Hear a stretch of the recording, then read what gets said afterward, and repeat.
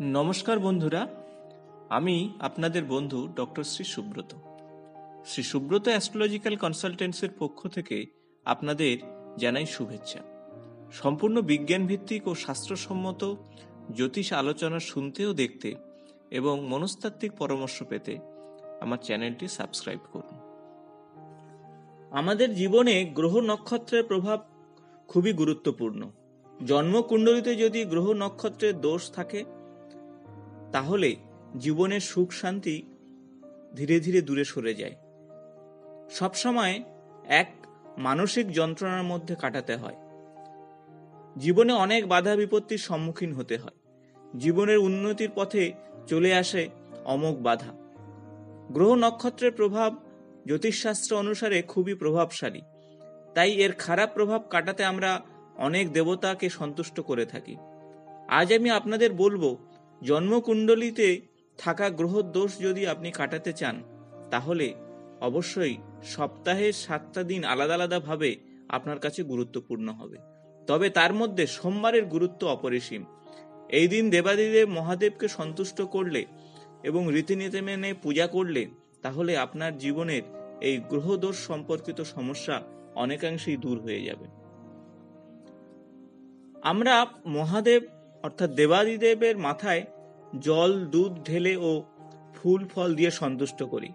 কিন্তু বন্ধুরা, আমরা প্রতিটি সত্য ব্যাপার এই যে সবাই জানি যে মহাদেব একটি বেলপাতাতেই তুষ্ট হন।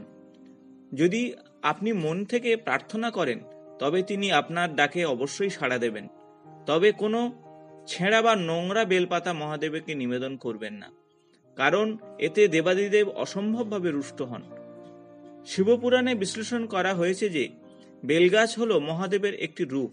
তাই বেলগাছে ভক্তিপূর্ণভাবে পূজা করলে তাহলেও দেবাদিদেব মহাদেব সন্তুষ্ট হন।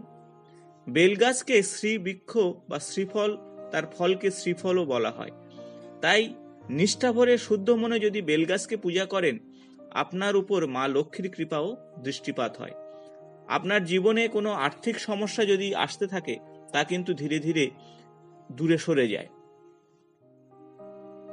পুরাণ অনুযায়ী খুব ভোরবেলা উঠে নিত্য দৈনন্দিন কাজ শেষ করে তারপর স্নান সেরে শুদ্ধ মনে একটি পরিষ্কার বস্ত্র পরুন।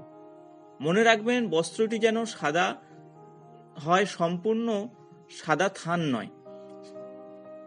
এবারে নিষ্ঠা ভরে চন্দন, ফুল, ফল ও শস্য নিয়ে এবং ধূপধুনা দিয়ে বেলগাছকে পূজা করুন।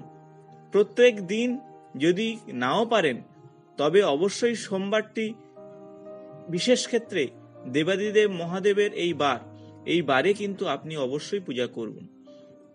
দেখবেন ধীরে ধীরে আপনার জন্মকুণ্ডলিতে থাকা গ্রহ দোষ ধীরে ধীরে কেটে যাচ্ছে।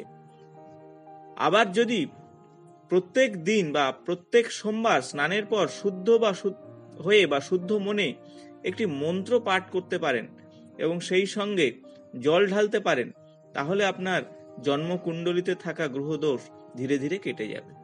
এখন প্রশ্নই আসবে বন্ধুরা, যে মন্ত্রটি কি এবং কিভাবে সেটি বলতে হবে। মন্ত্রটি হলো শ্রীনিবাস নমস্তুতে শ্রীবৃক্ষ শিববল্লভ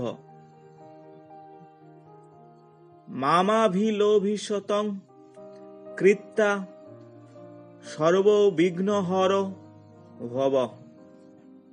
এই মন্ত্রটি পড়ে যদি সম্ভব হয় তবে প্রত্যেক দিন, আর তা না হলে অবশ্যই সোমবার করে চন্দন, ফুল, ফল, শস্য দিয়ে এবং শুধু জল ঢেলেও আপনি এই পূজা করতে পারেন। তাহলেই আপনার জন্মকুণ্ডলিতে থাকা বিভিন্ন গ্রহ দোষ ধীরে ধীরে কেটে যাবে। তো বন্ধুরা, ঈশ্বরকে ডাকার জন্য খুব জাঁকজমকপূর্ণ কিছু করার দরকার হয় না, অনেক অর্থের প্রয়োজনও হয় না। প্রয়োজন হয় শুধু মানসিকতা। আপনার মন যদি ঈশ্বরের প্রতি এক বাক্যে এক মনে যদি আবদ্ধ হয়ে যায় তাহলে ঈশ্বর আপনার প্রতি অবশ্যই করুণার দৃষ্টিপাত করবেন এবং আপনার জীবনের সমস্ত দুঃখ কষ্ট তিনি দূর করবেন। হর হর মহাদেব। সবাই ভালো থাকুন। বন্ধুরা, যদি ভিডিওটি ভালো লেগে থাকে তাহলে বন্ধুদের সঙ্গে শেয়ার, লাইক ও কমেন্টস করতে ভুলবেন না। নিয়মিত আমার চ্যানেলের আপডেট পাওয়ার জন্য সাবস্ক্রাইব করে বেল বাটনটি প্রেস করবেন। আজ এই পর্যন্ত, নমস্কার।